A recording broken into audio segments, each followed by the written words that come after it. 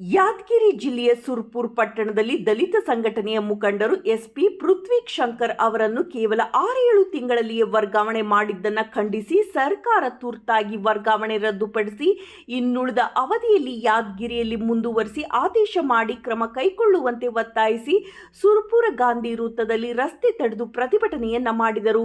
ದಲಿತ ಮುಖಂಡ ಮಲ್ಲಿಕಾರ್ಜುನ್ ಕ್ರಾಂತಿ ಮಾತನಾಡಿ 2010ರಲ್ಲಿ ಯಾದಗಿರಿ ಜಿಲ್ಲೆಯಾಗಿ ಸುಮಾರು 15 ವರ್ಷಗಳು ಗತಿಸುತ್ತಲಿದೆ. ಯಾದಗಿರಿ ಜಿಲ್ಲೆಗೆ ಇಲ್ಲಿಯ ತನಕ ಬಂದ ಎಸ್ಪಿಗಳಲ್ಲಿ ಪೃಥ್ವಿ ಶಂಕರ್ ಇವರು ಯಾದಗಿರಿ ಜಿಲ್ಲೆಯಲ್ಲಿ ಅಕ್ರಮ ದಂಧೆಕೋರರಿಗೆ ಸಿಂಹ ಸ್ವಪ್ನವಾಗಿ ಕೆಲಸ ಮಾಡುವುದನ್ನು ಕೆಲ ಪುಡಾರಿಗಳಿಗೆ ಸಹಿಸದಾಗಿದೆ. ಸಿಎಂ ಮತ್ತು ಗೃಹ ಸಚಿವರ ಕೈಕಾಲು ಹಿಡಿದು ವರ್ಗಾವಣೆಗೆ ಪ್ರಯತ್ನ ಮಾಡುತ್ತಿದ್ದ ಈ ವಿಷಯ ಯಾದಗಿರಿ ಜಿಲ್ಲೆಯ ಮುಗ್ಧ ಮತ್ತು ಬಡವರಿಗೆ ಹಾಗೂ ಶೋಷಿತರಿಗೆ ಸಂಘಟನೆಗಾರರಿಗೆ ಇವರ ವರ್ಗಾವಣೆ ನೋವುಂಟು ಮಾಡಿದೆ. ಆದುದರಿಂದ ಸರ್ಕಾರ ಶೀಘ್ರದಲ್ಲಿಯೇ ಯಾದಗಿರಿ ಜಿಲ್ಲೆಯ ದಕ್ಷ ಅಧಿಕಾರಿಗಳಾದ ಪೃಥ್ವಿ ಶಂಕರ್ ಅವರ ವರ್ಗಾವಣೆ ಆದೇಶವನ್ನು ರದ್ದು ಮಾಡಿ ಪುನರ್ ಆದೇಶ ಮಾಡುವಂತೆ ಒತ್ತಾಯಿಸಿದರು. ವರದಿ ಜುಮ್ಮಣ್ಣ ಗುಡಿಮನಿ.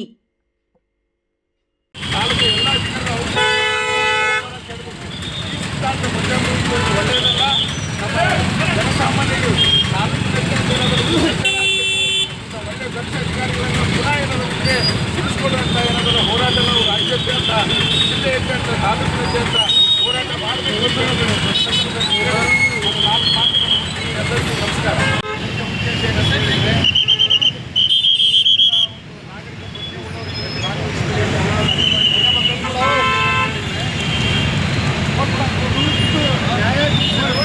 ಪೊಲೀಸ್ ಇಲಾಖೆ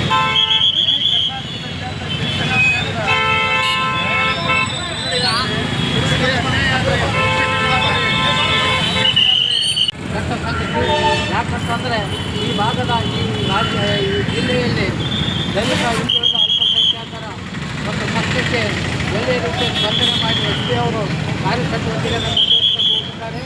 ಅದಲ್ಲದೆ ಇಲ್ಲೆಲ್ಲ ಸುರ್ಪುರು ಯಾದಗಿರಿ ಜಿಲ್ಲೆಯಲ್ಲಿ ಮರಳು ಮಾಫಿಯಾ ಹೆಚ್ಚಿಗಾದ ಈ ಇಸ್ಪಟ್ಟು ಕೂಗಾಟ ಹೆಣ್ಣಬಡ್ಡಿ ಬಾಗಬಡ್ಡಿ ಇಂಥ ದಂಧೆಗಳು ಈಗ ಎಸ್ಪಿ ಅವರು ಬಂದಂಥ ಕಡಿವಾಣ ಹಾಕ್ಯಾರ. ಈಗಾಗಲೇ ಸಾಕಷ್ಟು ವ್ಯವಹಾರಗಳು ಕೆಲವು MLA ಮುಖಾಂತರ ನಡ್ಸ್ಯಾವ. ಮರಳು ಮಾಫಿಯಾ ಅವರಿಗೆ ತಡೆ ಸ್ವಾತಂತ್ರ್ಯ ಬಂತಂದ್ರೆ ಅವ್ರನ್ನ ಇಡಬೇಕಾಗಿ ಇರೋವಾಗೆಲ್ಲ ಬರ್ತಾರೆ. ಯಾಕಂದರೆ ಎಸ್ಪಿ ಅವರು ಯಾರಿಗೆ ಮುಲಾಜಿಲ್ಲ MLA ಮಿನಿಸ್ಟ್ರಲ್ಲಿ ಅವ್ರು ಯಾರಿಗೆ ಕೇಳದೆ ತಮ್ಮ ಕಾರ್ಯವ್ಯಾಪ್ತಿಯಲ್ಲಿ ಕೆಲಸ ಮಾಡ್ತಿದ್ರು. ಅದನ್ನು ಸಹಿಸದೆ ಇವೆಲ್ಲ MLAಗಳು 4 ತಾಲೂಕು MLAಗಳು ಯಾಕಂದ್ರೆ ಅವ್ರು ನಡೆಯಂಗಲ್ಲ, ಅವ್ರಿಗೆ ಬಂದೈತಪ್ಪ ಅಂತಂತಂದ್ರೆ ನಡೆಯಂಗಿಲ್ಲ. ಅದಕ್ಕೆ ಬಂದ್ ಮಾಡೋ ಉದ್ದೇಶಕ್ಕೆ ಎಸ್ಪಿನ ವರ್ಗಾವಣೆ ಮಾಡಿದಾಯಿತು. ಈ ನಮ್ಮ ಕೆಲಸಗಳಿಗೆ ಕಾರ್ಯಗಳಿಗೆ ಒಳ್ಳೆಯದಾಗ್ತಪ್ಪ ಉದ್ದೇಶದಿಂದ ಇದು ಮಾಡ್ತಾರೆ. ಮೇಲಾಗಿ ಇಲ್ಲಿ ಯಾದಗಿರಿ ಜಿಲ್ಲೆಯಲ್ಲಿ ಕೆಲವು ಸಂಗತಿಗಳು ನಡೀತಾವೆ. ಯಾಕಂತಂದ್ರೆ ಅದು ಒಂದೊಂದು ಮರಳು ಗಾಡಿಗಳು ಕೊಡ್ಬೇಕಾದ್ರೆ ಈ ಕರ್ನಾಟಕದಲ್ಲಿ ಎಮ್ನೂರಲ್ಲಿ ಸ್ಟಾಕ್ ಹಾಕ್ಯಾರ ಮಾಲ್ಗಳು, ಊರು ಜನನೇ ಮಾಡ್ತಾರೆ. ಅದಕ್ಕೇನಪ್ಪ ಅಂದರೆ ಎಷ್ಟು ಟ್ಯಾಕ್ಟ್ರುಗಳು ಹೋಗ್ತಾವೆ, ಅಷ್ಟು ಟ್ಯಾಕ್ಟ್ರು ಮಂತ್ರಿ ಕೊಡ್ಬೇಕು ಪೊಲೀಸ್ ಇಲಾಖೆಗೆ ಕೊಟ್ಟರೆ ಅವು ಕೆಲಸಗಳು ನಡೀತಾವೆ. ಇಲ್ಲಿ ಏನಾಗತ್ತಂದ್ರೆ ಹಂಚಿಕೆ ಎಂಬುದಿಲ್ಲ. ಇವತ್ತು ಬಡವರು ಬಗ್ಗರು ಅಮಾಯಕರಿಗೆ ಬದುಕಂತ ಕಷ್ಟ ಅದ. ಪೊಲೀಸ್ ಇಲಾಖೆ ರಕ್ಷಣೆ ಕೊಡುವಂಥ ಇಲಾಖೆ ಆದ್ದರಿಂದ ಇವಕ್ಕೆಲ್ಲ ಚಟುವಟಿಕೆಗಳು MLA ಅಧೀನದಲ್ಲಿತ್ತು. ಅವ್ರು ಏನಪ್ಪ ಅಂತಂದ್ರೆ ಇವತ್ತು ಒಳ್ಳೆಯ ಎಸ್ಪಿ ಅವ್ರನ್ನ ವರ್ಗಾವಣೆ ಮಾಡೋಕ್ಕೆ ಮುಂದಾಗಿದ್ದಾರೆ. ವಿತೌಟ್ ಮಿನಿಟ್ ಇರ್ತಪ್ಪ ಅಂದ್ರೆ ಯಾರಾಗಲಿ ಸರಿಯಾಗಿ ರೀತಿ ಕೆಲಸ ಮಾಡ್ತಾರೆ. 2 ವರ್ಷ ಇರಲಿ ಅವ್ರು ಪ್ರಾಮಾಣಿಕವಾಗಿ ಕೆಲಸ ಮಾಡ್ತಾರೆ.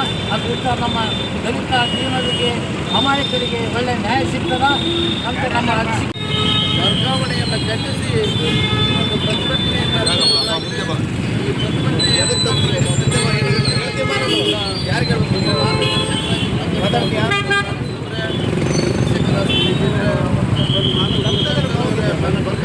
ಎಲ್ಲ ಕರ್ನಾಟಕದ ದಲಿತ ಸಮಿತಿ ಮುಖಂಡರೆ, ಇವತ್ತು ನಾವು ಪ್ರಜಾಪ್ರಭುತ್ವ ವ್ಯವಸ್ಥೆಯಲ್ಲಿ ಬದುಕ್ತಾ ಇದ್ದೇವೆ.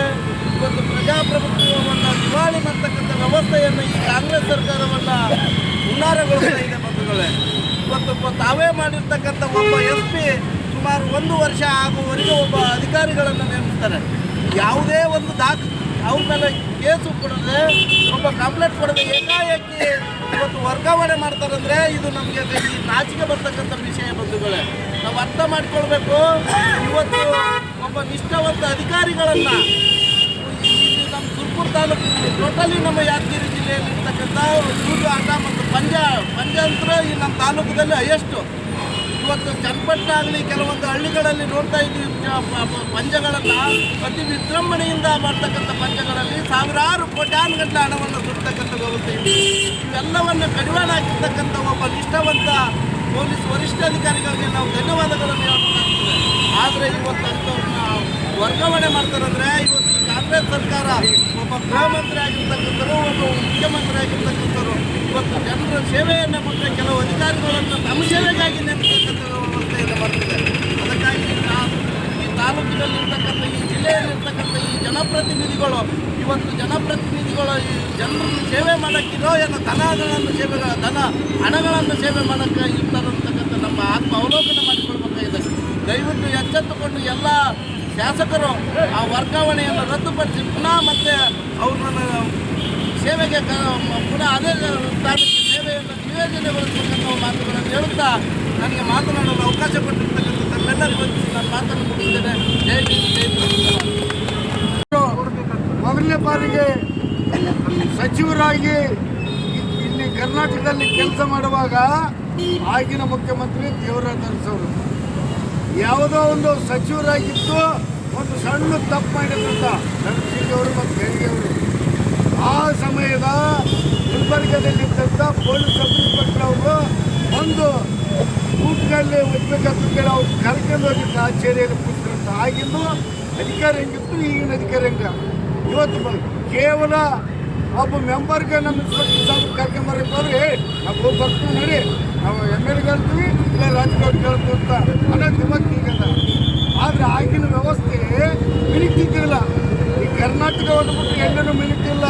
ಮಿನಿಟ್ ಅಂದಾಗ ಇನ್ಸ್ಪೆಕ್ಟರ್ ಅವರು ನಮ್ಮ ಸುರಪುರದ MLA ಬೇಕಿದ್ದು ಕೊಡ್ಬೋದು, ಇಲ್ಲ ಜಾಗದಲ್ಲಿ ಕಳಿಸ್ಬೋದು.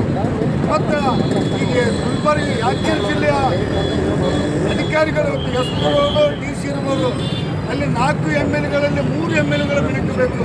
ಆ 3 MLAಗಳ ಮಿನಿಟ್ ಕೊಟ್ಟು ಮಾತ್ರ DC ಬರಬೇಕು, SP ಬರಬೇಕು ಅಂತಲ್ಲ. ಅದಕ್ಕೆ ಇವತ್ತು ಹಿರಿಯರು ಮತ್ತು ಸಹೋದರ ಹೇಳಿದಾಗೆ ಇವತ್ತು ಎದ್ದನ್ನ ಇನ್ನೂ 4 ತಿಂಗಳದ 5 ತಿಂಗಳದ ಅವಧಿ ಮುಗಿಯಂತನ ಆ SP ಸತ್ಯ ಮತ್ತು ಪ್ರಾಮಾಣಿಕ ಕೆಲಸ ಮಾಡಬೇಕಾಗಿ ಅದನ್ನು ಮುಂದುವರಿಸಬೇಕು. ಮತ್ತು ನೆಕ್ಸ್ಟ್ ಮುಂದೆ ನಿಮ್ಮ ಹಣವನ್ನು ನೀವು ಹುಡುಕ್ರಿ ಅಂತೇಳಿ ನಾವು ಹೇಳ್ತೀವಿ. ಯಾಕಂತಂದ್ರೆ ನಿಮಗೆ ಮಿನಿಟ್ ವ್ಯವಸ್ಥೆ ಕೊಟ್ಟಲ್ಲ, ಮಿನಿಟ್ ಬದಲಿಗಾಗಿ ನಿಮಗೆ ಕಿಮಕ್ ಅದಲ್ಲ. ಆ ಕಿಮಕ್ ಕೊಡ್ರಿ. ಈ ಕರ್ನಾಟಕದಲ್ಲಿ ಯಾದಗಿರಿ ಜಿಲ್ಲೆಯ ಮುಕ್ತ ಜನ ನೀವೇನು ಮಾಡಿದ್ದು ಸಹಿಸ್ಕೊಂತಲ್ಲ. ಆದ್ರೆ ಸಮಯ ಬಂದಾಗ ಓಟ್ ಹಾಕುವ ಸಮಯದಾಗ ಅದು ಉತ್ತರ ಕೊಡ್ಬೇಕಂತೇಳಿ ನಾವು ಕರ್ನಾಟಕ ರಾಜ್ಯ ಜನಸಂಘದಲ್ಲಿ ಜಿಲ್ಲಾ ತಾಲೂಕು ಶಾಖೆ ವತಿಯಿಂದ ಇವತ್ತು ನಾವು ಇವತ್ತು ಮನವಿ ಸಲ್ಲಿಸಿದ್ದೇವೆ. ಮತ್ತು ಇನ್ನು 2-3 ದಿನಗಳ ಒಳಗೆ ಆ ಪೃಥ್ವಿ ಶಂಕರ್ SP ಅವರ ವರ್ಗಾವಣೆ ರದ್ದುಪಡಿಸಿ ಪುನರ್ ಆದೇಶ ಮಾಡಬೇಕಲ್ಲ. ನಾವು ಇಡೀ ಜಿಲ್ಲೆಯ ಪ್ರಗತಿಪರ ಸಂಘಟನೆಗಳು, ರಕ್ಷಣಾ ವೇದಿಕೆ, ಕನ್ನಡಪರ ಸಂಘಟನೆಗಳು, ದಲಿತ ಸಂಘಟನೆಗಳು ಮೀಟಿಂಗ್ ಮಲಗಿಸಿ ನಾವು ಜಿಲ್ಲೆ ಬಂದ್ ಮಾಡಬೇಕಾಗ್ತದೆ ಅಂತೇಳಿ ಅನಿವಾರ್ಯ ಅಂತೇಳಿ ನಾವು ಇವತ್ತು ಎಚ್ಚರಿಕೆ ಕೊಡುತ್ತಾ ಇವತ್ತು ಈ ಒಂದು ಪ್ರತಿಭಟನೆಯಲ್ಲಿ ಭಾಗವಹಿಸಿ ಮಾತನಾಡುವಂಥ ನಮ್ಮೆಲ್ಲರಿಗೂ